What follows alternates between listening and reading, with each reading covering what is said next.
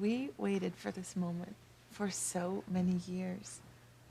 And here we are. I mean, our dream came true. We are here, you and me and our baby. Ethan, we have a son. How about Lionel? Oh, I Lionel. don't think so. How about Walter? Walter Winthrop? No, I don't think so. How about, wait, Philip? Philip? Well, the only Philip I knew when I was younger cut off my ponytail, so no Phillips. Richard? Richard? They call him Ricky. Ricky Winthrop. That sounds like I don't know, it sounds like a sleazy gossip columnist or something. And that you are not. How about, you know, we could name him Jonathan after your father. You could. Although I would never hear the end of it from my mother. I don't know, but your father would like it. And you're the one who loves family names, right? My father would like it because it would drive my mother crazy. Jonathan. You know, I bet if we named him Jonathan, my father would come to the christening. Of course he would. He'd probably even buy a new dress for it. Jonathan. What do you think, baby? You like Jonathan? it? Jonathan? Jonathan! Jonathan? Jonathan! I think he likes it. I do think he likes it. You like Jonathan? I do think he Then likes guess what? Your name is Jonathan.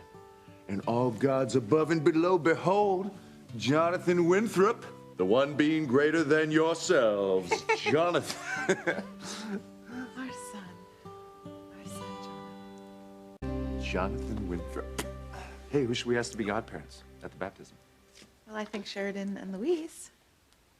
I don't think Fancy's gonna be too happy about that. You know, I think she'd be okay with it. You really think? I do. I mean, she knows Sheridan's my best friend, right? And besides, this is about our baby, not about anyone's personal problems. And you know, I think something good is happening. I see Sheridan and Louise getting closer. Gwen, come on. Come on, Sheridan and Louise, they're over. I mean, the only one that doesn't know it is Sheridan. Well, okay. Listen, Sheridan and Louise have a secret. And I really want to tell you. It's actually killing me not to tell you, but look, if I tell you, I mean, you need to swear that you're not going to tell us all. Wait. You can't ask me to do that. Come on, I mean, I have to tell Teresa. I mean, she's the most important woman in my life now, Gwen. She's my wife, so I can't keep any secrets from her. It's a shame she doesn't feel the same way about you. Louise and Sheridan found out that Marty is alive. No way. Yeah. What? Yeah, Marty survived the train wreck, and Alistair's been hiding him ever since. Actually, Louise and Sheridan are out looking for him right now. I think they're going to get their son back. Oh, my God. It's amazing, isn't it? That's really wonderful news for them. Yeah. What about Alistair, though? Well, there it gets kind of complicated because Alistair doesn't know that anyone else knows that Marty's alive. And Sheridan's afraid if Alistair finds out, he's going to take Marty away from her for good.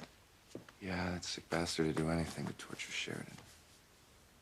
All right, well, I suppose it is up to Louise to tell Teresa because he is her brother. Wow, I'm just blown away. What? What are you thinking about? I'm thinking about miracles. Thinking about the fact that you are able to bear a son and Louise and Sheridan are finally going to get Marty back. It's amazing. Marty's a really, really lucky little boy to have two such wonderful parents. And there's something else amazing coming out of this. You know, I've seen Sheridan and Louise grow a lot closer in their search for Marty, and I don't know, but I'm kind of sensing that old spark is back. Where does that leave Fancy, though?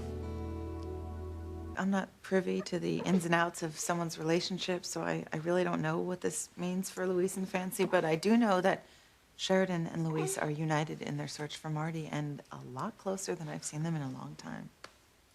So you think finding Marty will mean that Fancy will lose Louise to Sheridan? I don't know. All I do know is that Louise is going to do whatever is best for his son. I mean, sometimes parents have to make sacrifices for the good of the child. I mean, don't you agree?